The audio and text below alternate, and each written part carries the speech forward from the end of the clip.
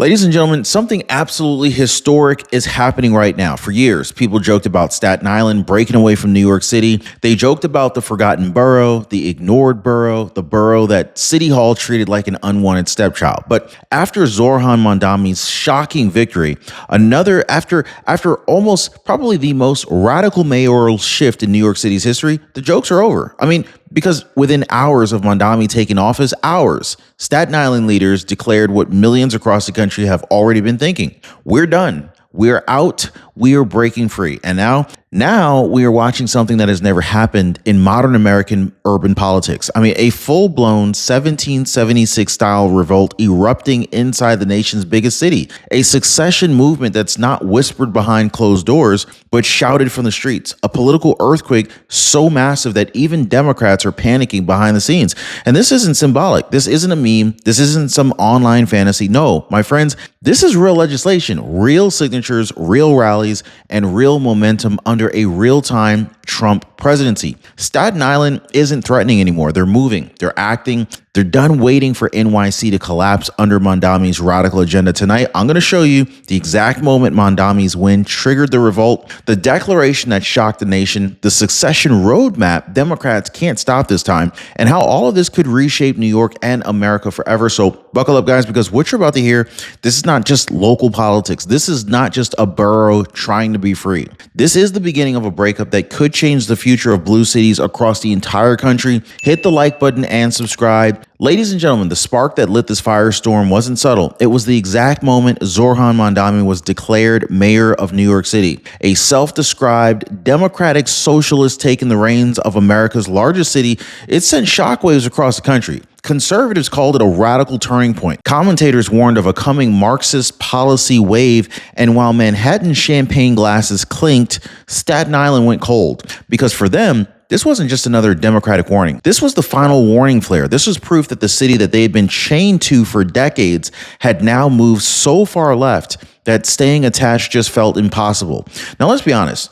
Nobody knows what's coming next. Elections, spending bills, global tensions, everything feels like a coin toss. But here's one truth. Uncertainty always punishes the unprepared. This is why I partnered with Noble Gold Investments, because they help Americans take control in uncertain times. They show you how to protect your retirement with real physical assets, gold and silver, that don't depend on politics, policies, or promises. So when people understand how it works, they always say, well, that just makes sense. And this is why most people who see what's happening are calling the number at the bottom of your screen, 877-646-5347, or they're visiting RonYatesGold.com to download their free wealth protection kit. You can't control Washington, but you can control your wealth. And right now, that is the smartest move anyone can make. And the reaction from Staten Island's leadership, it was immediate, fierce, unfiltered. Within hours of Mandami's win, Assemblyman Sam Pizzolo, Senator Andrew Lanza, and Councilman Morano, they were already on camera declaring this the last straw. These weren't cautious statements or measured political responses. These were emergency declarations. They said that Mandami's victory was fundamentally incapable with Staten Island's values, its families, its future. They weren't going to wait and see how it goes. No.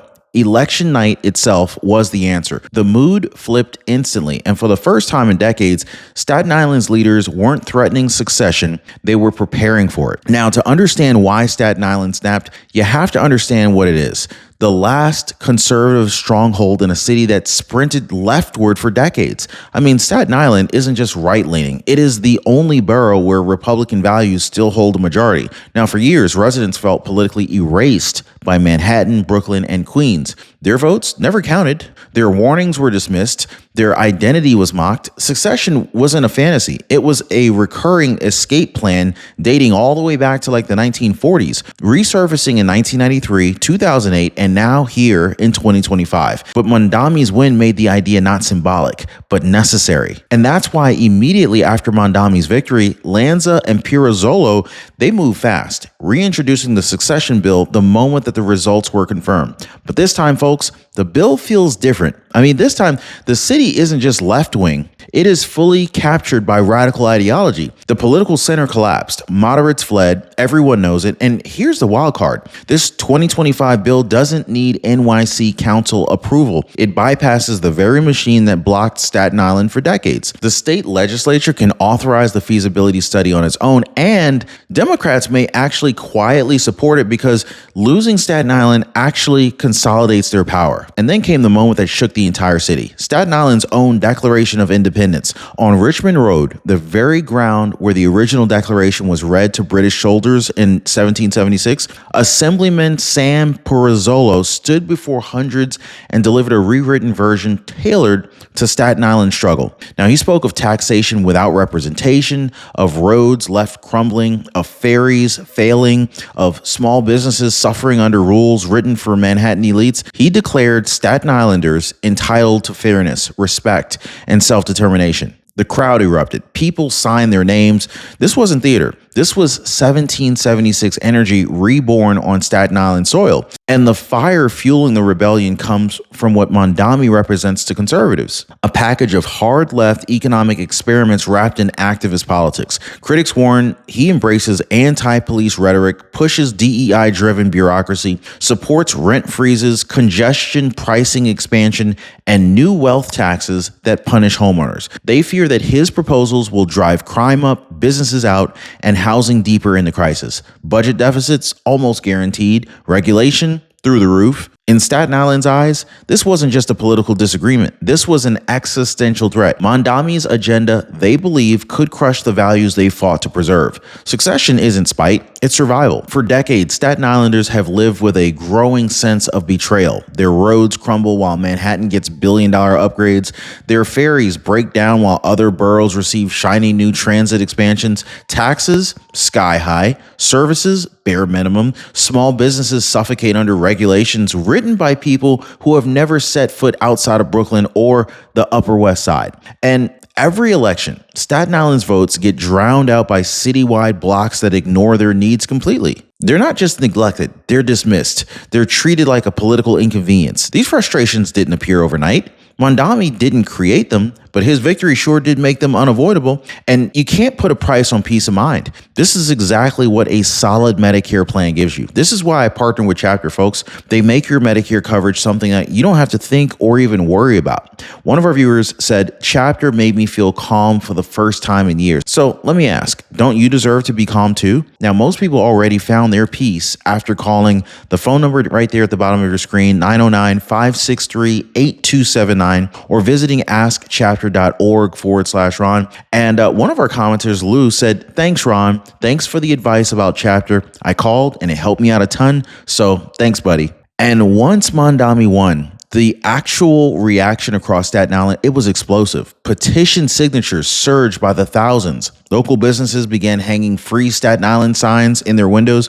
Conservative talk radio lit up with callers saying, do it, we are ready. The New York Post ran story after story amplifying the movement. Independent creators online pushed the idea into viral territory. And for the first time, secession wasn't just a fringe conversation. It became a mainstream demand. Even moderates who once rolled their eyes, they're now saying, you know what? Maybe it is time. The momentum wasn't gradual. It was instant and absolutely unprecedented. Now, to understand why this moment feels so explosive, just look back at 1993 when Staten Island voted 65% yes to leave New York City. The people spoke loudly, legally, democratically, and what happened? One man, Assembly Speaker Sheldon Silver, killed the effort by blocking the required home rule message. An entire borough's will was overturned by raw political power. Staten Islanders never forgot that betrayal. Now, for 30 years, it simmered beneath the surface, waiting for the right spark. Well, Mandami's win didn't just create the desire to break free, it reawakened a dormant fury. And now the conversation isn't should we try again?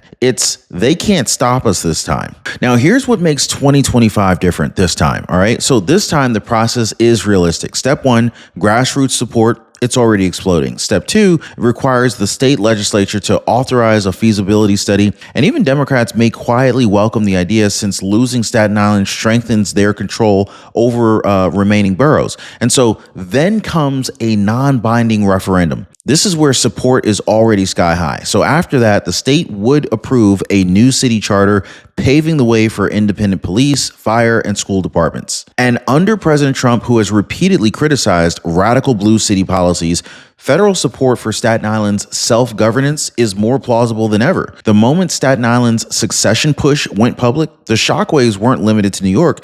Conservative media instantly framed it as a domino event, a message to blue cities across America that people trapped under radical governance finally had an exit route. Democrats panicked, warning that it could spark a national fragmentation crisis. President Trump, now in his third year, didn't specifically endorse secession, but he did slam Mandami's far-left agenda and praised local communities for standing up to failed leadership. And let's be honest, guys, if Staten Island breaks free, it humiliates the NYC Democratic machine and energizes every frustrated community nationwide. And so what about Mandami himself? Well, his reaction has been, let's just say, strange.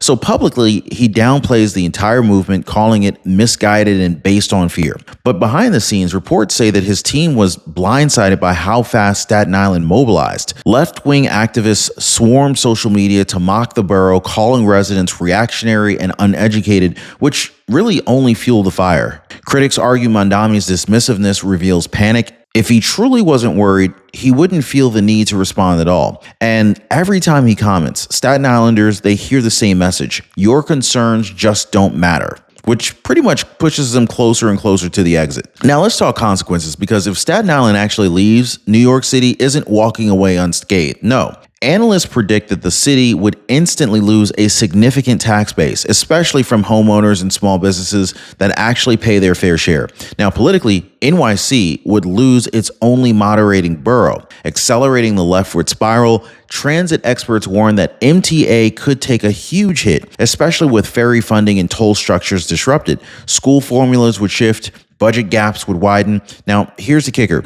Without Staten Island's stabilizing presence, critics argue Mandami's radical agenda would push the rest of NYC closer to financial freefall. Meanwhile, the economic projections for an independent Staten Island look shockingly strong. So with over 500,000 residents, it would become New York State's second largest municipality, bigger than Miami, Tampa, Oakland, or even Cleveland. Analysts say Staten Island could slash regulations, attract new businesses, and lower taxes without Manhattan's bureaucratic weight dragging it underwater. Crime would drop under locally controlled policing. Schools could shift to community-driven standards instead of citywide experiments. And conservative economists predict that the borough could transform into a booming enclave, safer streets, cleaner books, faster growth. In other words, Staten Island doesn't just survive independence, they thrive under it. Now, here's a twist that nobody expected. Quietly, behind closed doors, some Democrats actually want Staten Island to leave, not because they agree with the grievances, but because losing this borough gives them uncontested control over the rest of New York City.